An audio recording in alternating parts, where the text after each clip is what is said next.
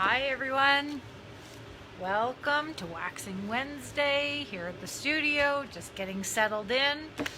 We've been having some issues lately, starting right at noon with the, so we have one person watching. Let me know if you can hear me.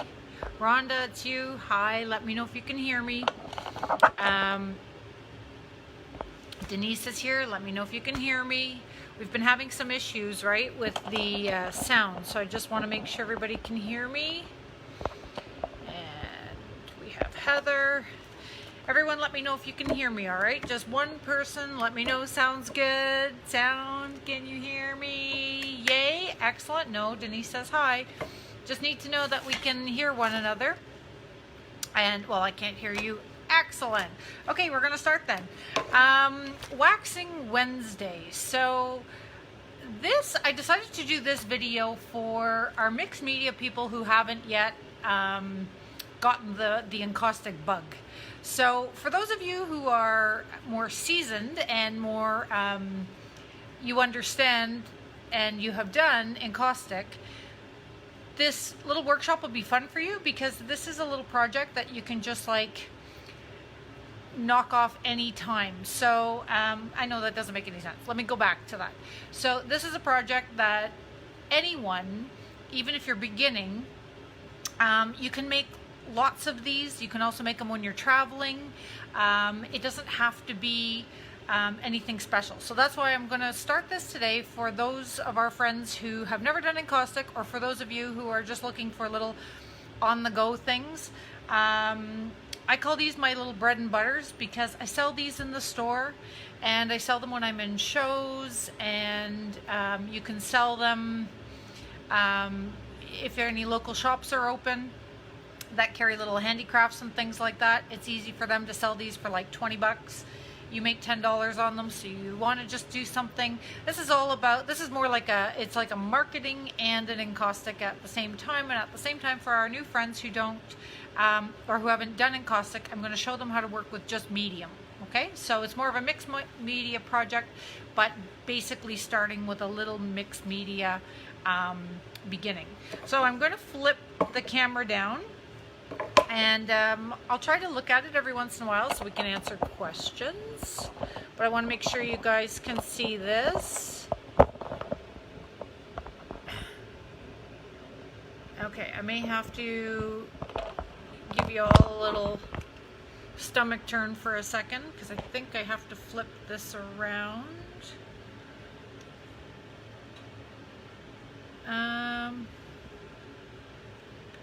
Oh, that's what that little disc was for.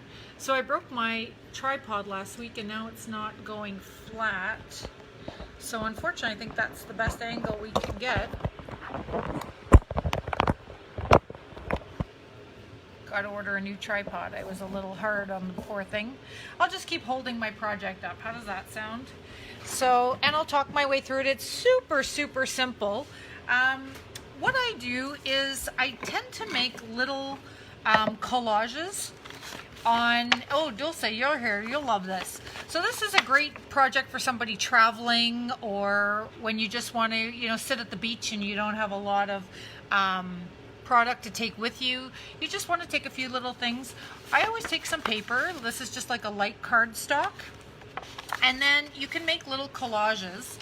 And then later on, we'll make it directly on the board, but you can make a little collage on here, and then you can glue it to your board or your substrate when you're ready to actually finish them, and then put the medium on here. So I make these collages first, and then I take it from there. So these have been selling really well in my store, but I also sell these a lot when it's like a gift with purchase or something like that. Like, it's just a fun little thing to do. So I'm starting to get these online.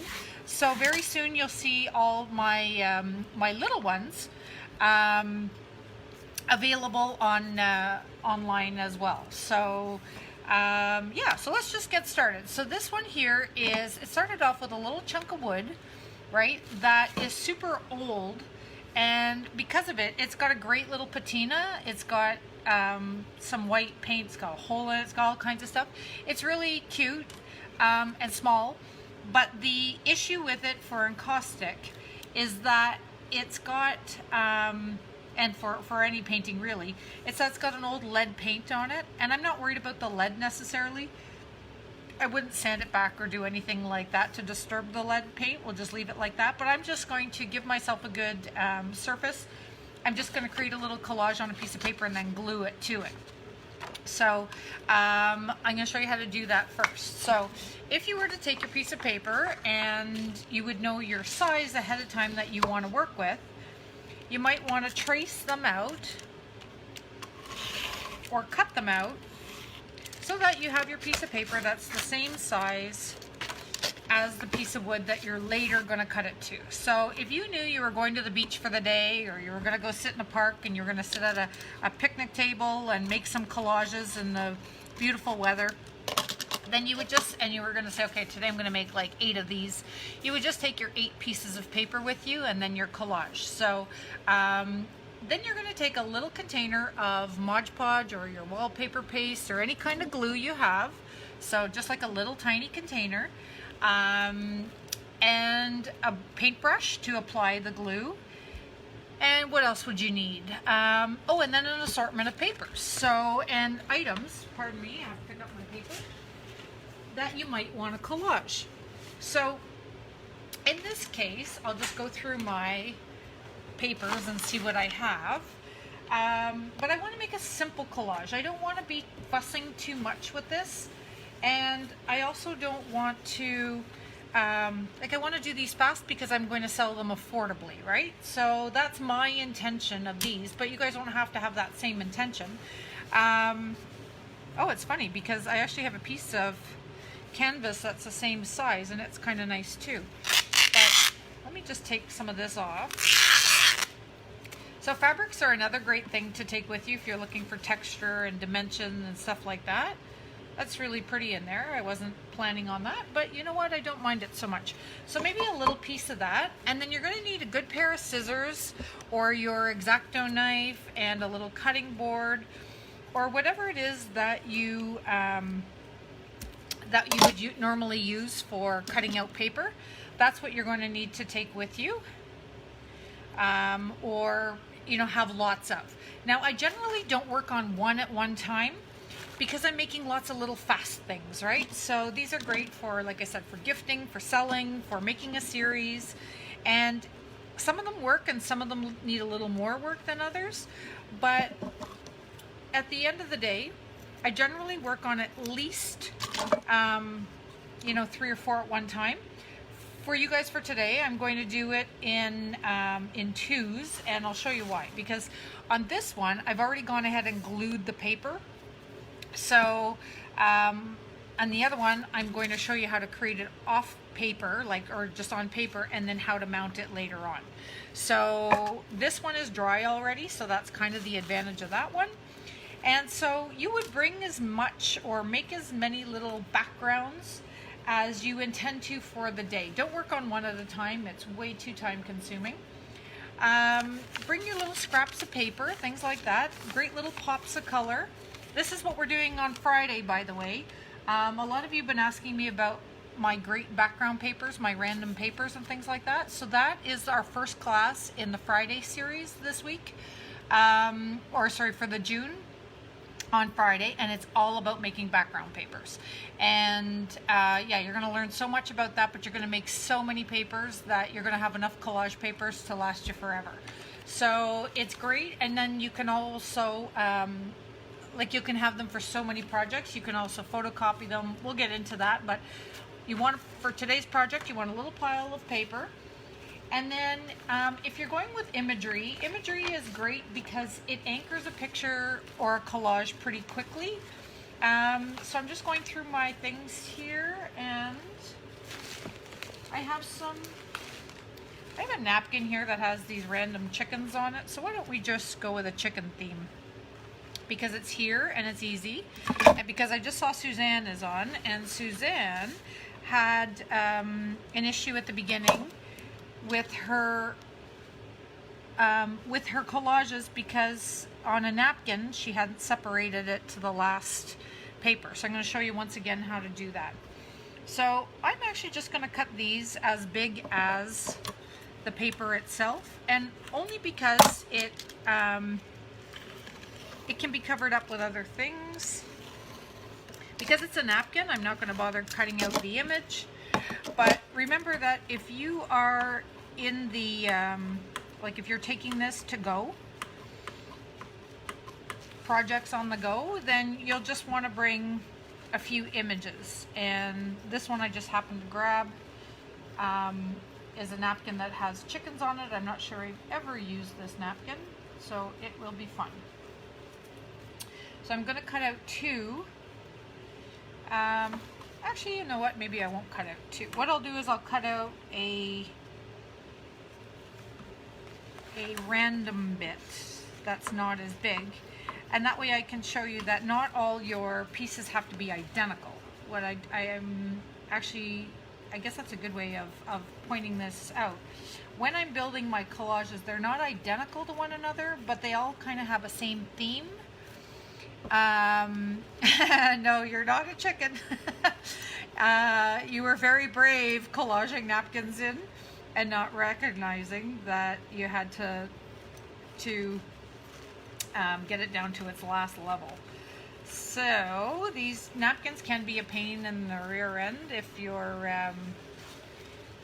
you're just new to collage or that sort of thing, and you realize that later on that you've got air bubbles. It's because napkins are generally 3-ply, and so the first one comes off relatively easily. In fact, this one falls off often, so you think you only have a 2-ply, and then most people think, yep, I'm good to go, this one's down to its last level. Think again, kids. You gotta tear it a little bit and separate it.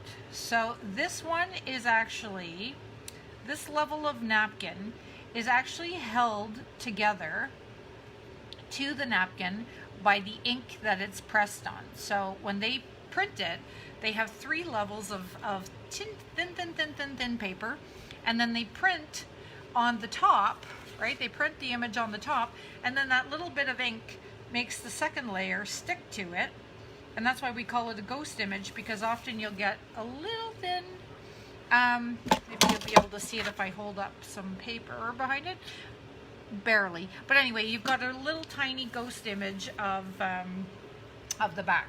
So now we're down to our last level, and the third level, like I said, the one that comes off fairly easily, that one is just so when you're wiping your mouth you don't see like what a napkin is meant for. You don't actually see the ink coming through. So the third one is just so it looks nice and pretty when you're, actually using it as a napkin. All right, so I have my 2 pieces. This one I'm going to separate, so you'll see the first layer comes off super easily. And, oh, they both came off together the way I cut it. So you can see I have 2 here. So that one was super, super simple.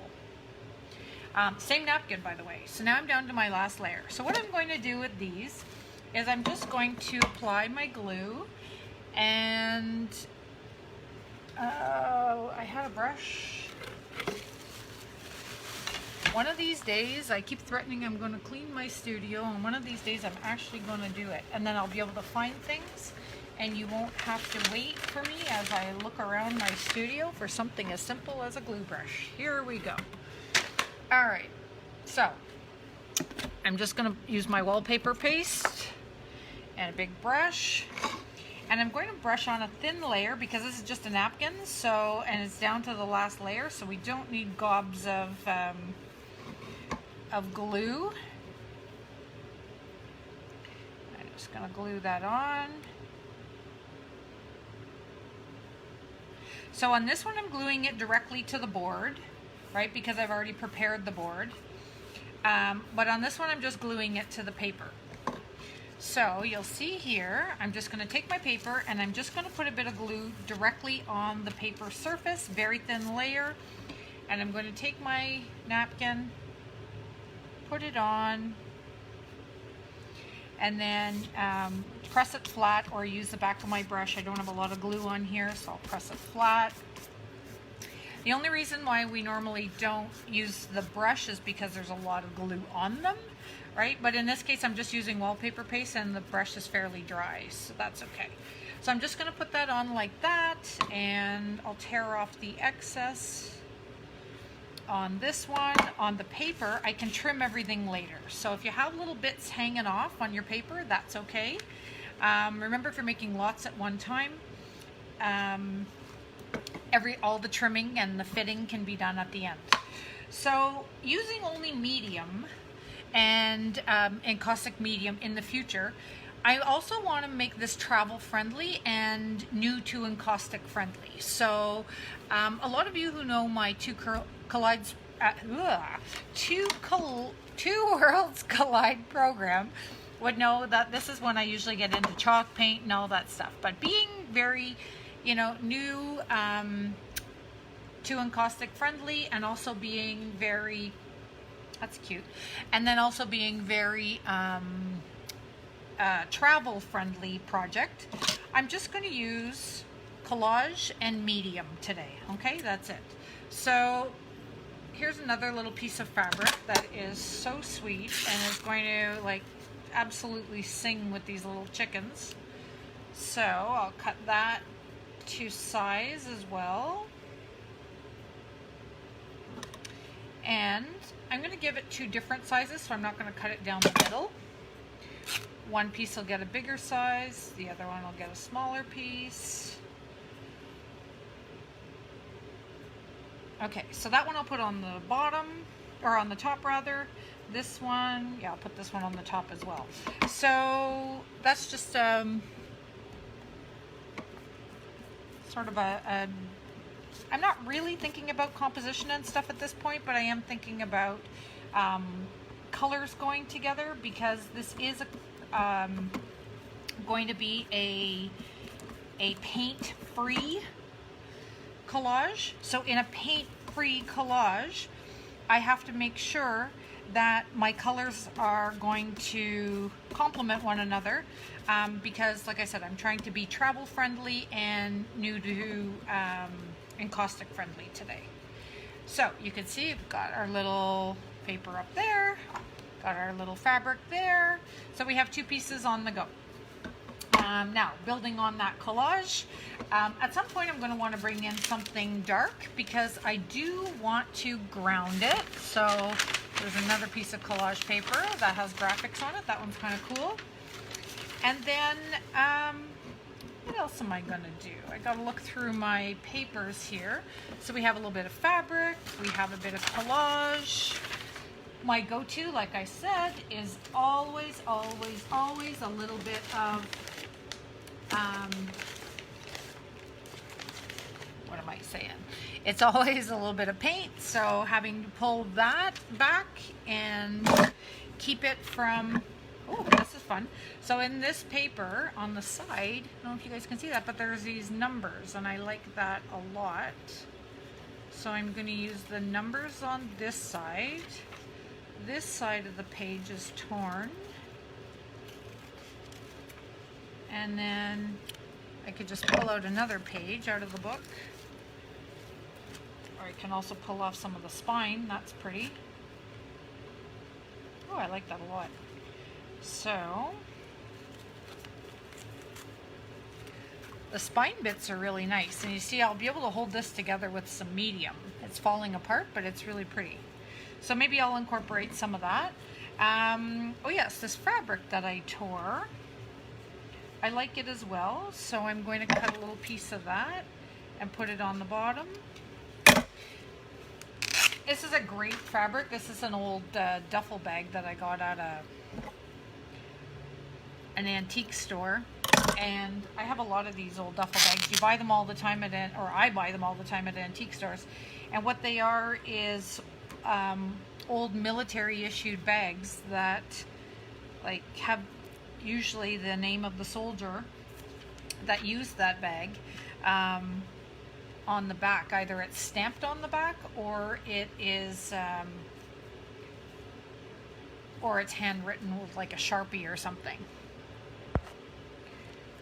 Okay, here we go. So my glue is a little closed up, so I'm going to use a heavier glue. I'm making sure I'm using my medium at this point, or a white glue, because I'm gluing on a much heavier piece of fabric, so I can't ask that much of the wallpaper paste to hold on to that. So I'm just going to glue this on with a heavier glue.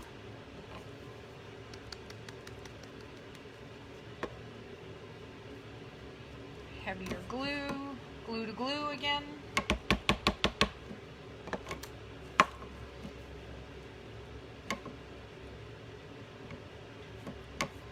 So I think these chickens are looking a little more like a background to me than an image. So I may want to put something like superimpose an image on top, or maybe they'll just end up being background. But it appears that I'm not enjoying the chickens as much as I thought I might when I bought them. If anybody needs a chicken napkin, I apparently have a whole package of them. Okay, so I'm just going to now use a bit more wallpaper paste. I'm going to glue down that part of the book. So what I'm doing now is I'm working a little on composition. So I'll hold that up so you guys can see. So I've got something darker on the bottom, and I'm just putting this piece of paper up, which is bringing your eye up to the top where we have this lighter area and the red dots. So far not so bad. Same with this one. It's got the same thing. It's got lots of threads hanging off. I don't mind that at all. And the sides are kind of bare on this one because I cut it a little short. So what I might do on this one is take that book that had the numbers and I'll put it on the side. And it can hang over because I can trim it afterwards, but I definitely don't want the white paper showing because then later on I have that issue of having to fix that. So I'm going to put a little book pages on both sides where I cut it a little short. And it's actually looking really nice.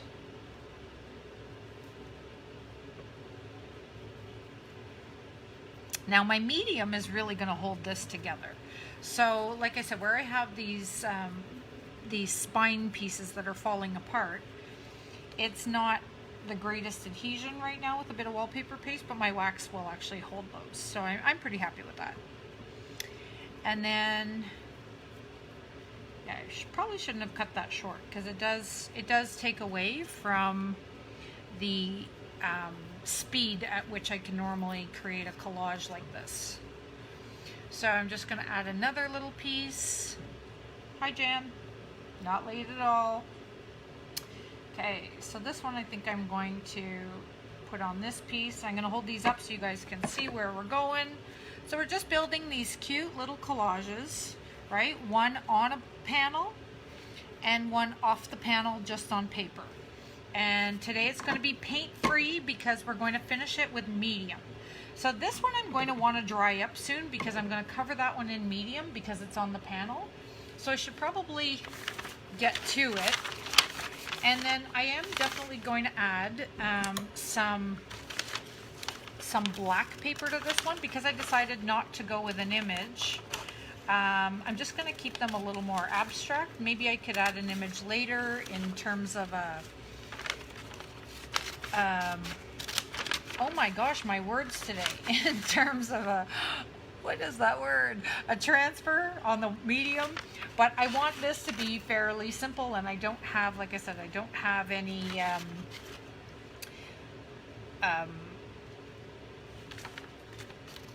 oh my Lord. Words. I don't have any paint. Thank you. Oh, it's terrible. My mom would always say, it's terrible to get old. But then I'd have to admit that I'm getting old. Okay, so I'm going to put that up there, and I'm going to show you. See, with the addition of the black, I just want to show you what happens. Okay, so we're always talking about composition, right? So I have a little bit of we have light with the red dots, which is like the medium. We have this black chicken right here, and then we have this mid to dark tone thing with a little line through it. So when we're talking about composition, we're always looking at the greatest area of high and low contrast, right? So your eye immediately goes to this chicken because he is black and he is surrounded by this tan color. And it's almost like a cream So it's pretty white. I'm just going to take the glue off the surface of that so that we don't have too much reflection.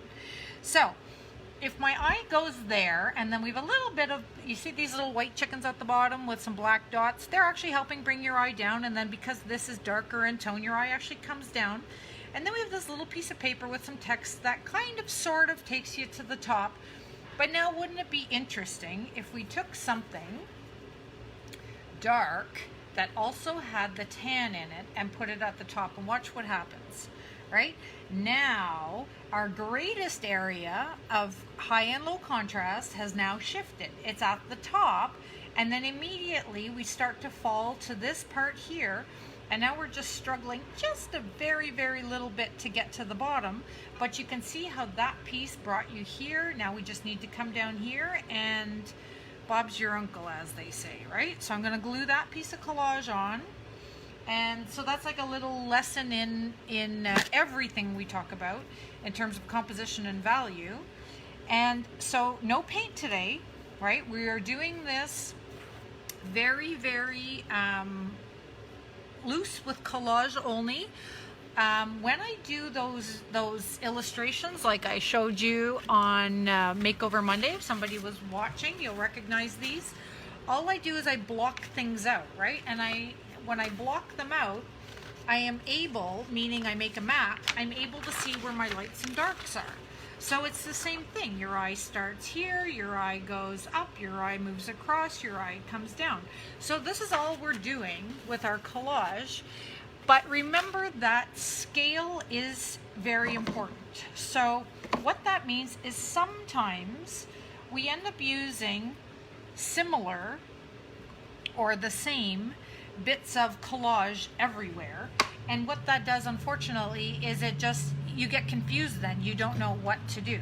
This chicken shape is very different from this rectangular shape, so I haven't repeated the shape. The size, this is smaller than this covers my entire piece of paper. This is only a third or 2/3 of it. So you can see that because we've changed the size and the shape, I'm keeping you moving through it. If I just did a black chicken, then all you do is play ping pong with your eyes, right? You would just like bounce between the two because they're the same. So you have to change up the size, and you have to change up the shape. Okay, that also helps. We'll keep talking about this. So don't worry if you don't have this all down right at the beginning. But now I need to bring your eye down here, but I also need to work on this one because this one has to be dry in order for me to put medium on it. I mean, the other one needs to be dry too before I put medium on it, but if I only get to one today, I would like it to be this one because this one is already mounted to the board. So I'm just going to speed this up a wee bit by adding a bit of heat to it. Okay, guys, just ignore me for a second while I turn on the embossing gun.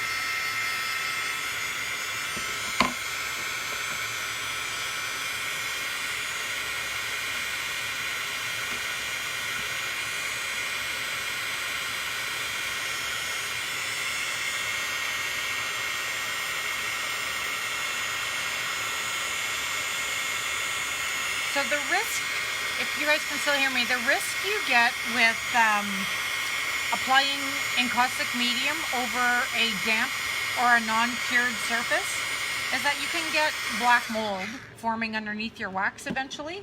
And that's not, unfortunately, anything you're going to see in your painting until you've long sold it to somebody.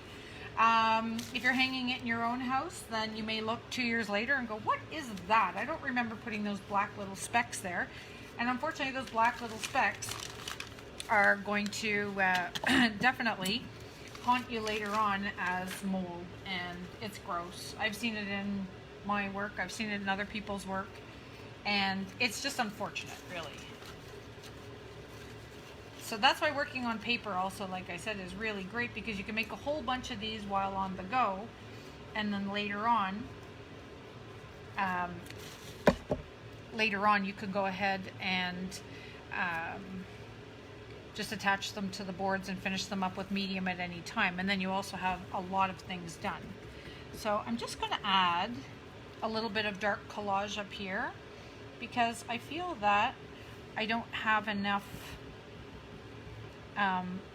dark at the top. So you can see that the speckles in the chicken are like sort of reflected in the speckles up here. So I'm going to move your eye through this one differently than I did with the other one. The other one I have you starting at the top, right, because of the high and low. This one I have you starting at the bottom. So I'm going to put something dark down here so that you can see. Okay, so right now we start here and we bounce up here. We struggle a little bit, but we'd like to come down here. With the addition of one piece of dark paper, I can get you to start down here as well. Or maybe I'll put it above. Yeah, maybe I'll put it above. That's more interesting. So never be afraid of choosing the path of more interesting.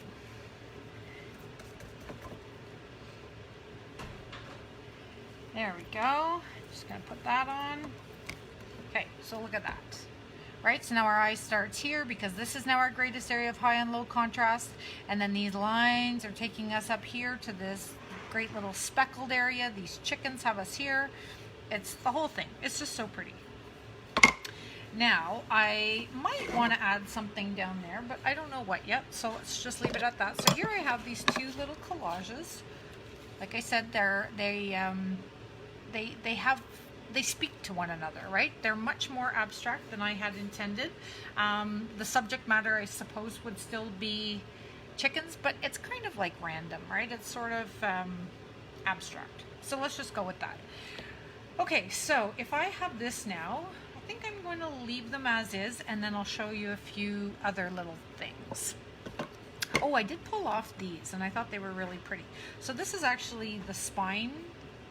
Like some of the, when I did my creation on Riverwood, I printed on tissue, and when I waxed it, I could still see the line of the tissue.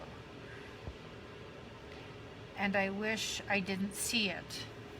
That's about a color thing. So when you print on tissue, if you don't cut it out exactly, I'll just answer Sophie's question out. If you don't cut it out exactly, then you can't put it on anything but like a white to a light wax, because when you put it on a blue, or as you did, or something like that, you can still see that white tissue because it's white. So what you could have done is, if you had to print it on tissue, and eventually I can show you more, or not that more, I can show you better ways of printing things than on tissue, but if you're using a white background, then for sure the tissue works extremely well, or very, very pale. But on a color, yes, you will always see that. Now you can go back in, if you put some clear medium over it, you can go back in close and you can put a bit of pan pastel and try and disguise it. But it is when you put it on a darker background, the white is going to show a little bit. So the only other way you could have done it is print it on tissue and then super, super carefully with your scissors, cut it all out, like really close, and then collage it in, and then you won't see the edge of the paper. So that's one of those things where, you know, it's a live and learn. Like there's really nothing you can do, and there's nothing you did wrong. It's just once you know better, then you do better, right? Okay, so this little spine, I'm just putting a little glue on it, and I'm going to see where it looks good. Oh, definitely on this one it looks great at the bottom. So I'll add it down here.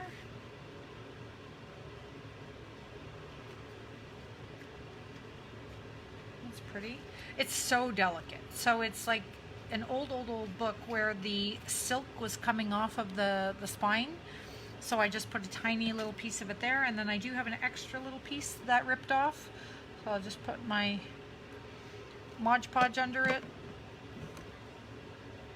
and try to get it to stick. Remember, I just needed to kind of hold there temporarily. So I don't need a lot of glue because I am using medium on this. And this one I think is better at the top. So off to the top it goes. Wrong side though. Good thing I can still move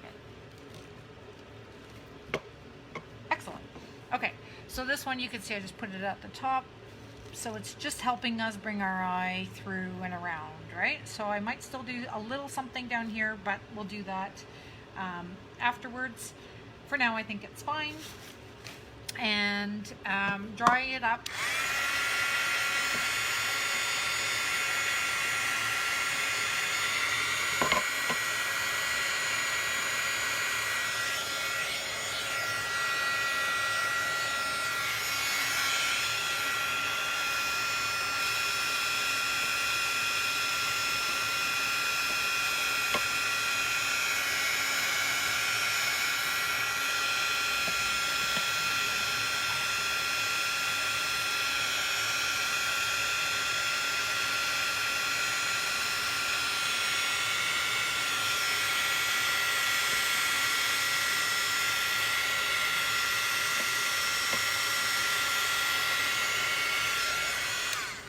So we'll let that one sit for a second and dry and cool down while I show you how to mount this to the board afterwards. So these are all going to be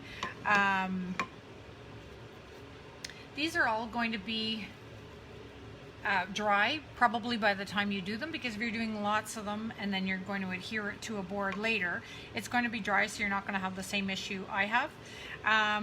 But what I do right now, because this one's still pretty soggy, is I flip them over, and it's on my panel right now.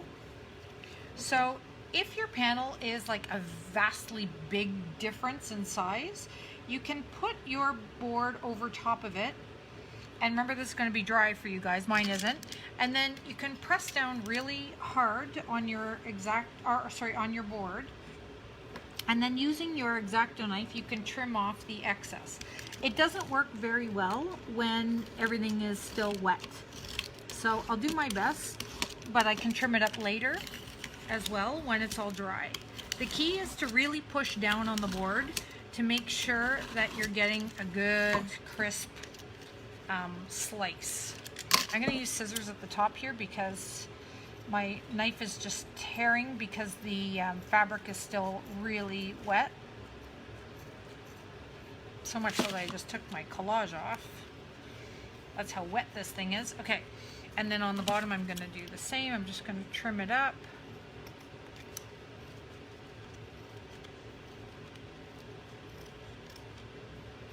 So for those of you who are new to Encaustic, you got this part so far, right? Like, this is easy.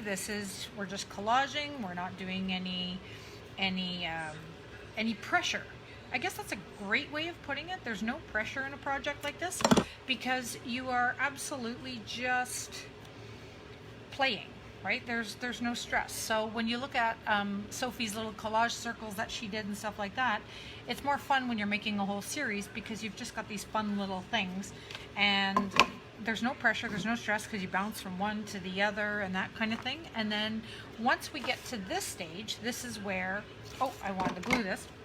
Sorry, I've cut this to the size. And then now I'm going to apply glue to both surfaces. So I would generally use Mod Podge for this in a bit of wallpaper paste, but I only have wallpaper paste right here, so that's fine. Why do I add the glue? Is because I don't want this at all to come off. Wallpaper paste is generally strippable, so eventually you could, if you picked a corner, peel the whole thing off. I don't want that to be the case. Anyway, so I put glue on the board, the wallpaper paste on the board, and I put wallpaper paste on the back of the paper. And it doesn't matter how thick this paper is, the wallpaper paste has enough water in it that it's going to soften your whole collage. And then mine's pretty delicate because it's wet, but yours won't be because they'll be dry. So what I do is I put a piece of paper over top, because mine's a little delicate, and I'll use a brayer or a rolling pin or my hand or whatever I have to push this collage down and get it to adhere to the board. So I I'm putting the paper over top because any glue that squishes out isn't going to get all over the back of my hands and stuff like that, one. But two, my collage is still very wet, so I don't want to, if I rub this, I don't want to rub anything off or move anything in the process. So then I'm going to remove this paper, and now I'm going to let this whole thing slid a little bit, so I'm just going to move it down.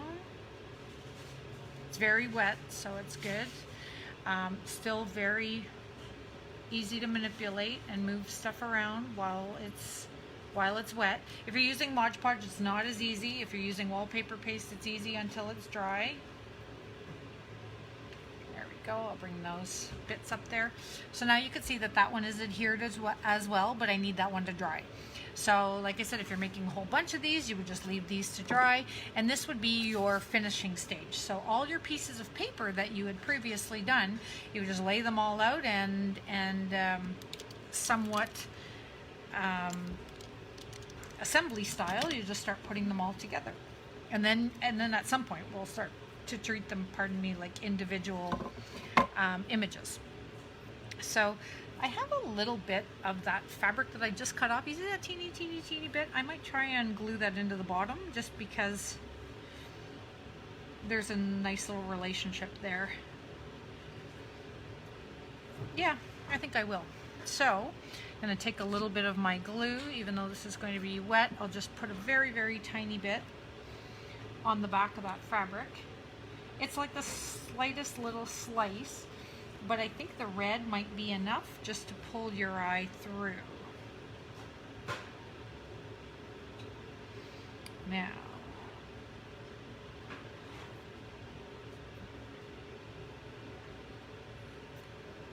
I'm putting it through a word, so I can fix that word, or I can let it be a little more random. I suppose that's going to remain to be seen if that gets fixed or not. A little more glue. So the reason that I'm also using wallpaper paste instead of Mod Podge on these collages, for me the easiest thing is to be able to not have to transition something later if I have any shiny spots.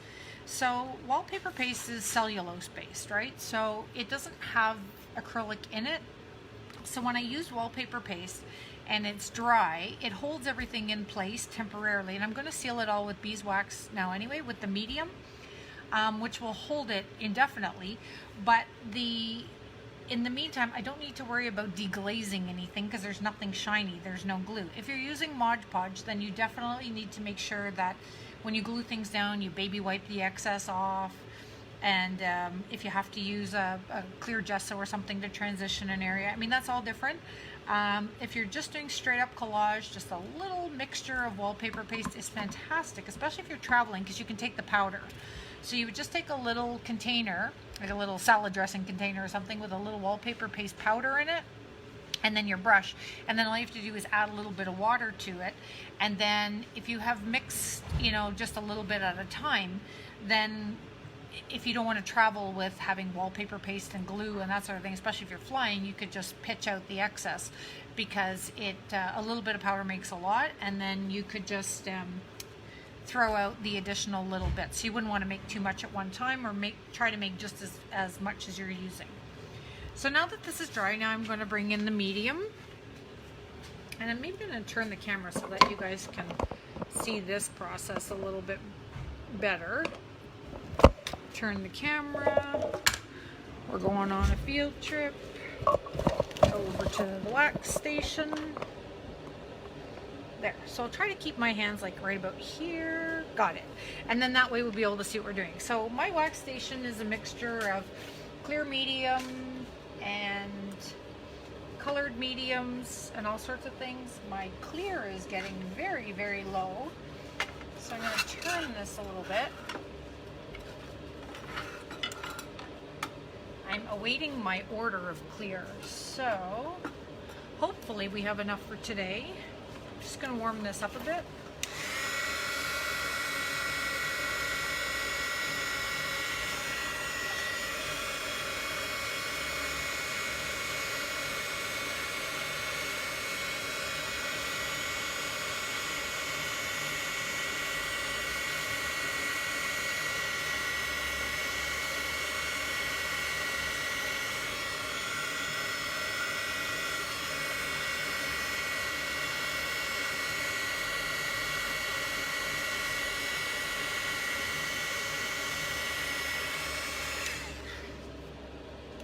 Okay, so this is the super sweet part, because any of you who are new to Encaustic, this workshop was made for you.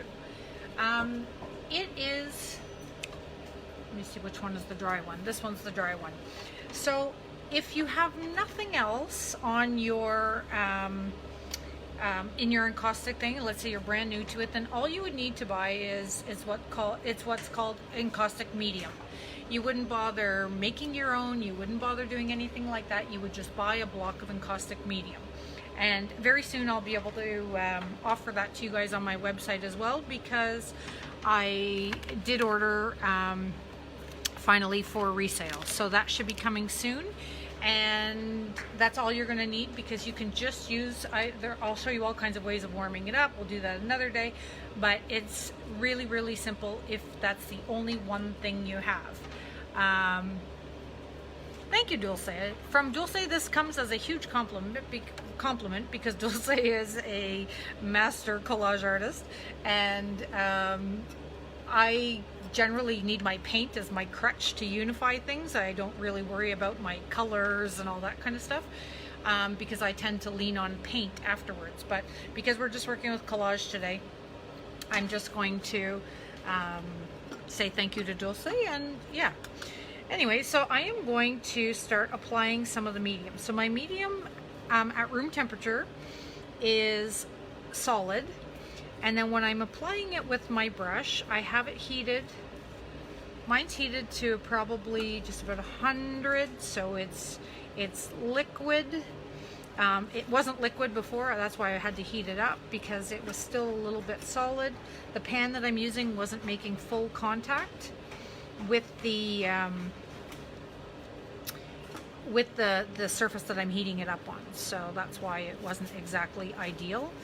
I'm going to brush a little bit of the medium down the side just to seal it. I definitely want to seal it because it is just wallpaper paste, right? So we're trying to get that to really seal. So you can see my first layer is going on, and I'm being quite, I'm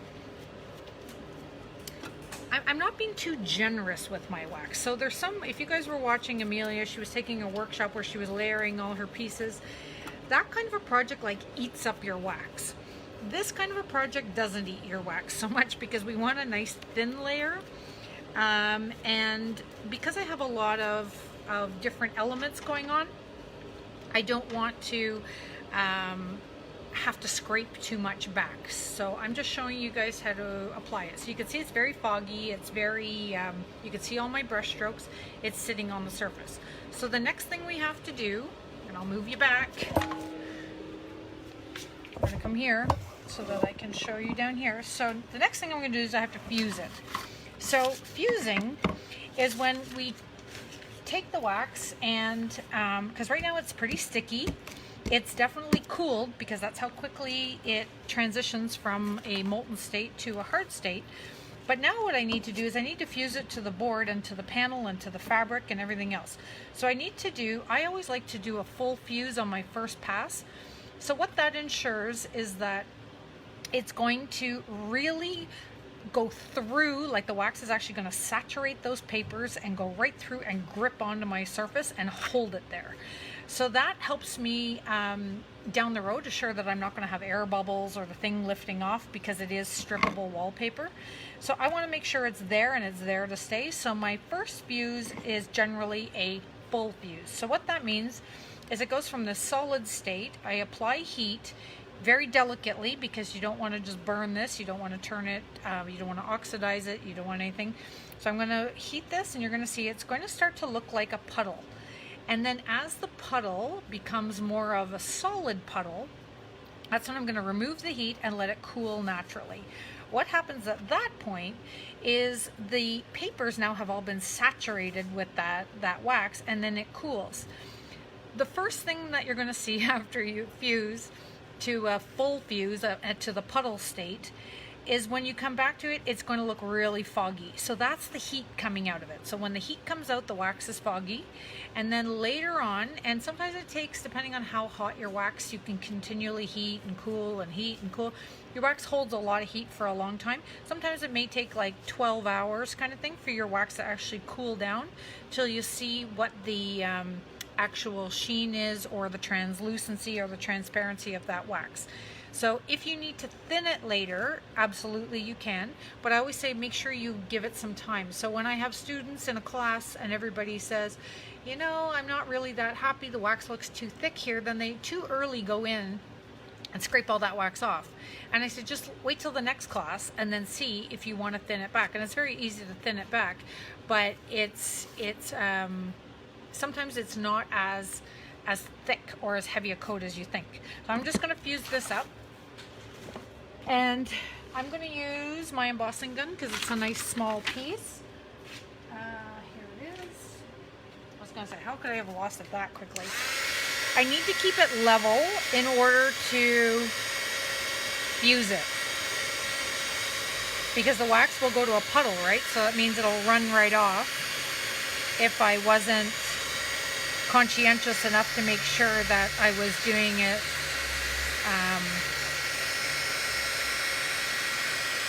very, very level so it didn't all just run off. So my first one, I'm not getting all the way through, but you can see some spots are darkening. And then as I'm fusing and as I'm melting, it's becoming very clear. The wax is starting to clarify and turn into a puddle. What it means when I say it's a puddle, it's not a technical term, it just means it looks like a puddle. So on your table, you look like you've spilled a puddle of water.